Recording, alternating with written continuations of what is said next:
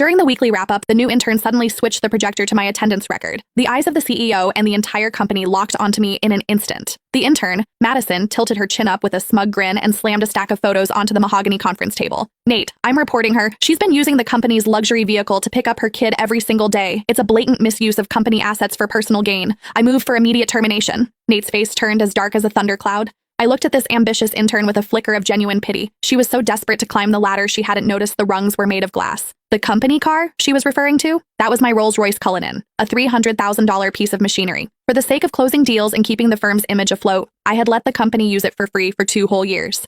The silence in the room was absolute, the kind of heavy quiet that precedes a storm. The central AC was humming at a steady 68 degrees, but a chill crept into my bones that had nothing to do with the temperature. It was the coldness of human nature. In the photos, the black Cullinan gleamed under the streetlights, parked in front of an elite private preschool.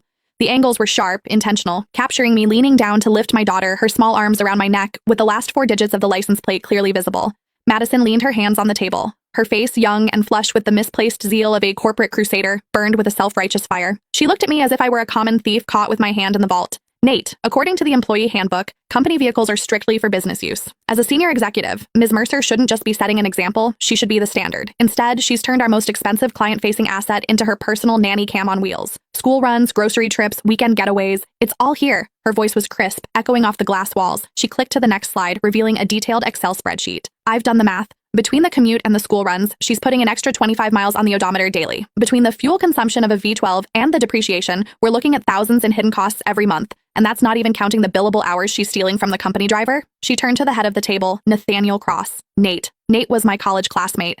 He was the founder of this firm. In the early days, when he couldn't even cover payroll, I was the one who dipped into my savings to keep the lights on.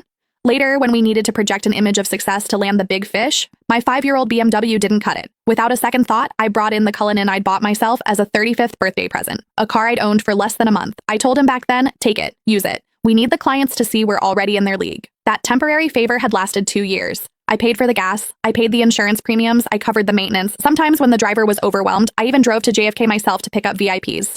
Everyone in this building knew that car was mine. Or at least they should have. But looking at Nate now, there was no defense in his eyes. His brow was furrowed, his fingers drumming rhythmically on the table, a nervous habit he had whenever he was weighing his own interests against someone else's. Diana, Nate finally spoke. His voice was low, coated in a professional coldness that felt like a slap. The evidence Madison provided, is it true? I stared at him, my heart skipping a beat. Is it true? 2 years ago, when he begged me for the car to save face, he said, Diana, I'm so sorry to ask this of you. As soon as we're in the black, I'll buy you a brand new one. 1 year ago, when the cash flow dried up, I used that car as collateral for a bridge loan so he could pay his staff. He told me then, Diana, this car is the company's lifeline. It's your badge of honor.